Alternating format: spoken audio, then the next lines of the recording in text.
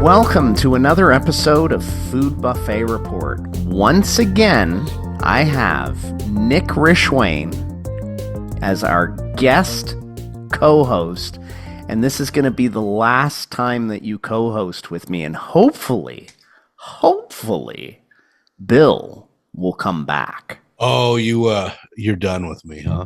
I guess that's how I made it sound. I didn't really mean it that way. I've really enjoyed having you. It'd be great to see Bill do his job. Nobody's ever seen that before. Yeah. We've seen him have fun on the internet. Yeah. For like 10 years now. Yeah. But not actually accomplish anything.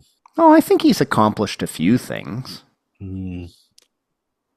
Probably, but I'm not willing to admit it. He got 100,000 followers on TikTok, and he started selling his packages of forks, didn't he? Yeah, his own fork of the day package. Yeah. That's not weird at all. Well, it's something. Like, what do you do all day? Yeah. Think about food buffets. Do you like sushi? I love sushi. Well, you and I are never going for sushi together. You don't like sushi. I don't like sushi. And there was once a time where I said that I didn't like sushi, but I had never tried it. And somebody called me out. They said, "Hey, have you ever had sushi before?" And I said, "No." "Well, how do you know you don't like sushi if you've never had it?" So I said, "Okay, fine. You know what? I'll come and have sushi with you." Did anybody say that about heroin to you when you were growing up too?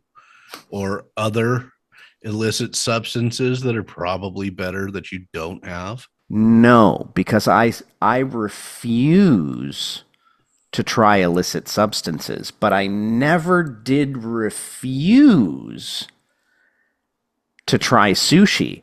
I only said I don't like sushi. Gotcha.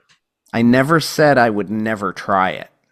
Gotcha. But I would never do substances like that, you know?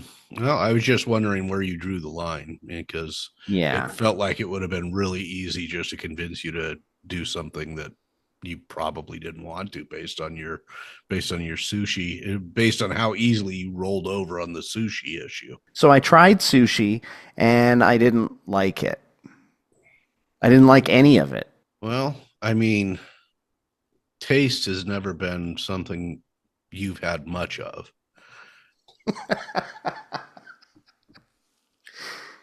You know what terrified me as a non-sushi eater about this picture when I chose it?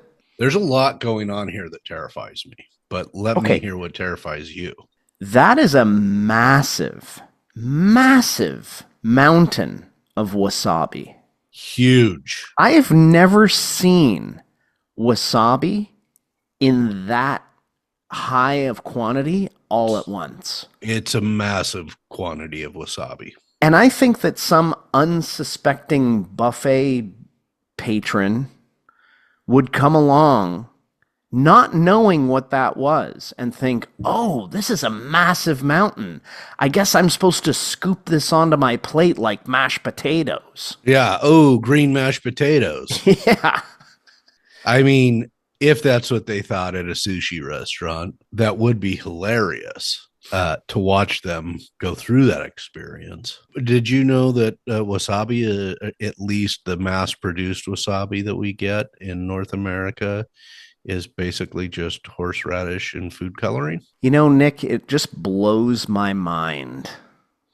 Ever since we had you guest host this show, I've just learned so much. Yeah. Really, and just another thing that I didn't know, which is just such a fascinating piece of information. You know, you bring so much knowledge to the table, and I'm so happy to have had you on the show.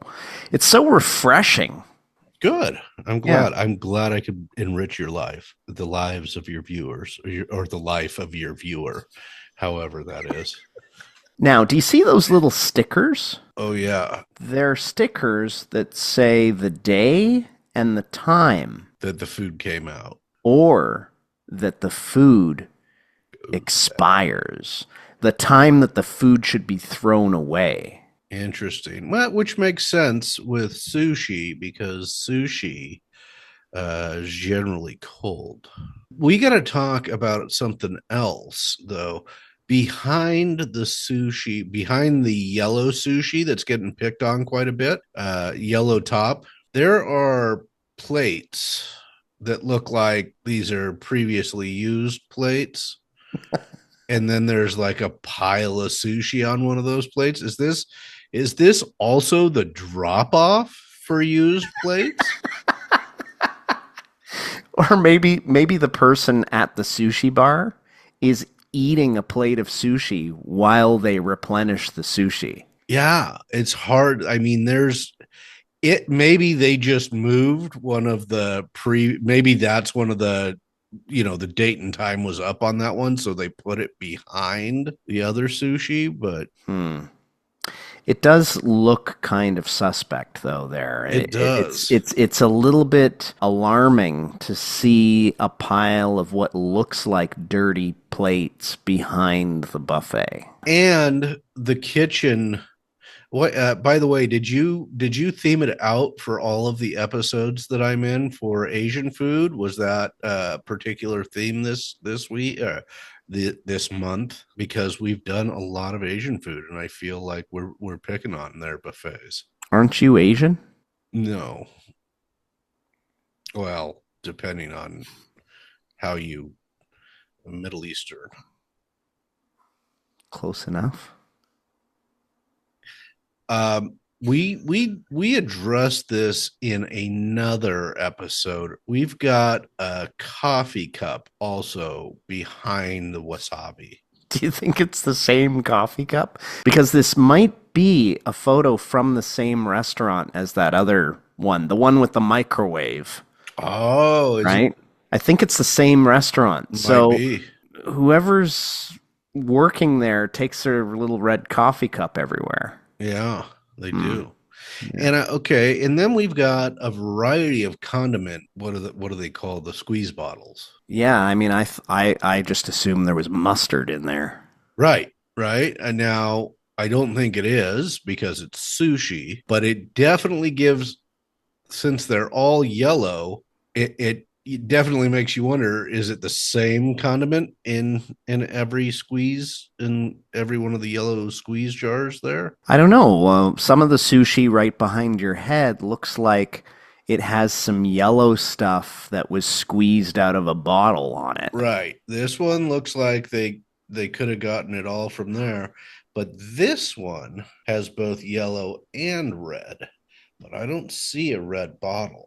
I really don't know a whole lot about sushi, and the fact that you brought some sushi knowledge to the table about the wasabi, like I know so much more about sushi now than I did before, which wasn't a lot, and I still don't know a lot. But at least now you know about the horseradish. I'm confused on the setup at this facility a little bit because does that looks like the kitchen doors right there, doesn't it? Possibly. Yeah. And then I guess this is the Why front is of. that confusing to you? Well, I'm just wondering why they didn't take away these dishes still. You're still stuck on those dishes. Yeah. Yeah. Like if you're going back to the kitchen, wouldn't you Hmm. take the dirty dishes with you? I just had an idea. Do you think that when Bill comes back to the show, we should run all the photos that we did with you to get Bill's take on the photos that you looked at? I mean, you could. You could definitely. I mean, he's got nothing to say about a lot of things. So But so he has a lot to say about a lot of things too. he does. He does. I A lot that of nothing. a lot of nothing. Yeah, a lot of Yeah. nothing. So it would be interesting. Maybe I should run these by him and see if he can come up with anything different. Maybe he's got a better review here. Now, aren't we supposed to? I don't know if the Canadians have to do this, but generally, in the US, you're supposed to bring you're supposed to get a new clean dish every time you go back up to the buffet. Do you guys have to do that, or you are disgusting people? No, a new plate every time. You do. Yes, new plate every Okay. visit. Yeah, because the plate that looks like it is at the new visit here also looks like it's got something on it. You see, Oh, true.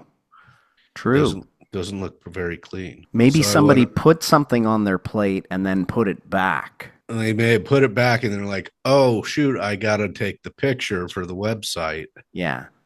And you know these pictures, they come from Google reviews and Yelp reviews. So Yeah, so it's these never- aren't, I never choose pictures that were taken by the restaurant, always by the buffet patron, because the pictures taken by the buffet patrons are always the worst pictures. Those are the believe ones that. we like to use. Yeah. Which is, I mean, for commentary, for a report, in a commentary based report, you have to go that way. You don't want the all dolled up pictures. So I will admit that you do a good job with that. Thanks. So I guess this is goodbye to Nick Rishwain for now. How will people get in touch with you or find you? They won't. Are you one of these weirdos that don't have social media? No, I still do. Okay. But I don't need people to bother me. Okay. You have my text and my Instagram and my Twitter, and Yeah. I mean, that's enough. Having you and Bill in my direct messages. Yeah, but thank you so much for taking the time and joining us. My pleasure. For these episodes of Food Buffet Report. It was really good to have you. I guess this is it. Well, are we gonna discuss Bill at all? Like we really did. We've discussed him in frequently and how he spread so thin. Well, what do you want to say about Bill? I don't know. I mean, the floor is open. Do you miss him? I don't miss Bill because I talk to him nearly every day. No. Is that hard? No. We're business partners, so, you know. What are you guys selling now? Or do you want to stop recording and then we can chat? Well, we should end the show. I mean, I thought you wanted to talk about Bill. No, I lost interest right away as soon as I brought him up, but it was gone. Lost interest. Well, thanks again for joining us for another episode, and we hope to have you back sometime because it was really great. It was really great. And you know what episodes always perform best? Ones without Bill that have me. Yeah. No, not the ones that have you. The ones that Just have without just me. Really? Because I've done a few like that. And they actually perform better. Yeah, so now I'm curious to see if the episodes without Bill that have you in them may perform well. Interesting. Now, have you ever had any with just Bill? No. Yeah. Oh, maybe one. It was such a fever dream that I don't think it would ever go viral. He needs, if he was selling merch in it, he'd be good. Yeah. Anyway, thanks again, Nick. My pleasure. Happy to be here.